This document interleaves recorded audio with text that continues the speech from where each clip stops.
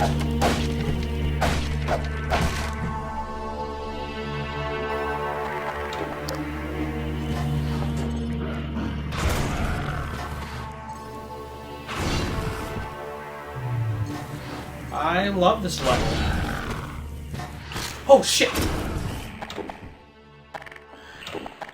Half-Life 2 is a classic video game by this point. Again, already dissected en masse on the internet, and it has you following the silent Gordon Freeman through a totalitarian government in an attempt to overthrow it. A horrifying world to live on its own. Scary enough to think about a world where the police control so much of your life, and any attempts to silence it are met with violence. Oh, wait. Scary ideas of the future that may be aside, this game adds another scary element in a divergence in tone that sets up the scariest enemy in the game and acts as one of the standout pieces in a game of well-placed moments. A place wrought with death and dread throughout each corner. A place abandoned. A place not meant for the living, and a perfect section to talk about in today's horrifying episode of I Love This Level, my show where I break down my favorite sequences and set pieces in a game. I'm talking about the emergency detour through the alleys and streets of Ravenholm. The city of Ravenholm is actually introduced in the level prior as a line by Alex at her father's lab before getting the game's iconic weapon, the gravity gun, and its subsequent tutorial through the meeting of Dog, which is interrupted by a surprise drone strike that both separates you from Alex and pushes you toward the abandoned city that we're told we don't go there anymore. Even the lead up to the elevator of Ravenholm has its own harbingers of caution. Barriers in the form of barrels and a giant fridge blockade, and even a corpse at the bottom of the shaft is a sure sign that things might be even more treacherous ahead.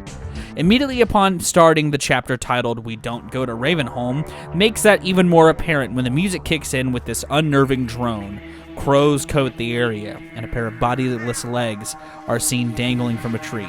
It's such a jarring tonal shift, and yet it gets even worse. Upon entering a shack, you see even more bodies mangled and chopped up, before being greeted by the enemy that plagues you from this point forth. The zombie, complete with head crabs and terrifying moans and screams coming from them. Head crabs are single-handedly one of the scariest enemies put into a game.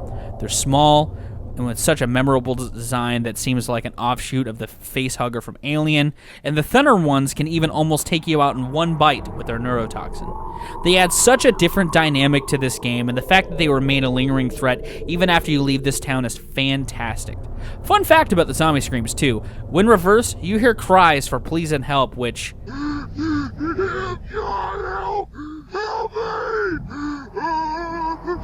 I mean, that's pretty fucked up, man. Back to the level at hand, though. It's where you really learn to utilize the gravity gun much more effectively as supplies are sparse. So even with the bullets you have, you'll definitely be needing the gravity gun more.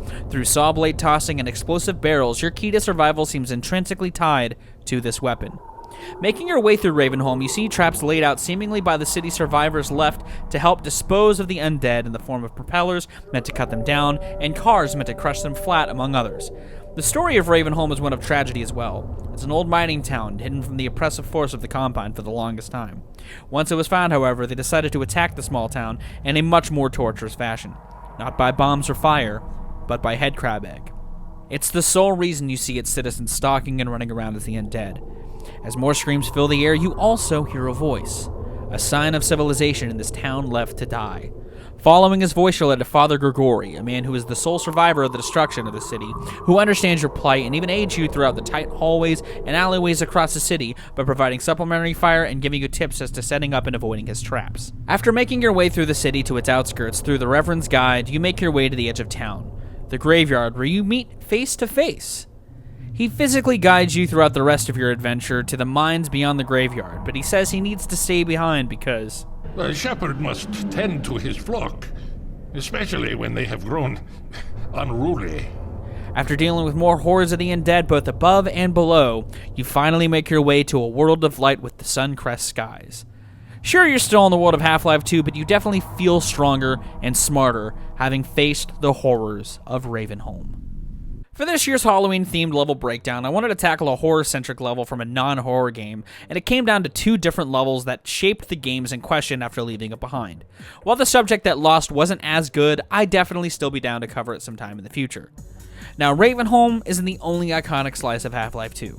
The chopper escape on the airboat is a lot of fun, the Tremors homage and the sand traps is also incredibly tensed, and the storming of the Citadel are among other great moments. But unequivocally, Ravenholm and its enemies shape Half-Life 2 much more, and I was happy to cover it in this month.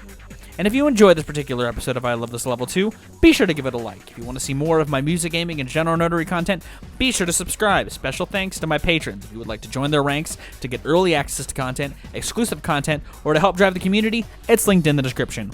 On screen now are a couple of playlists for you to check out. One for my best friend Shake's playthrough of this game, of Half-Life 2 Episode 2, where he did the Gnome Chomsky run. One for the playlist of this show, if you like this particular episode and you want to see other episodes like it. One for the subscribe button, and one that YouTube thinks you'll enjoy if you enjoy this particular episode. But I'm going to go ahead and get out of here. Thank you again so very much for watching. I have been Viral Rack. You guys have good days, odds, and situations. Happy Halloween, and I'll see you another day.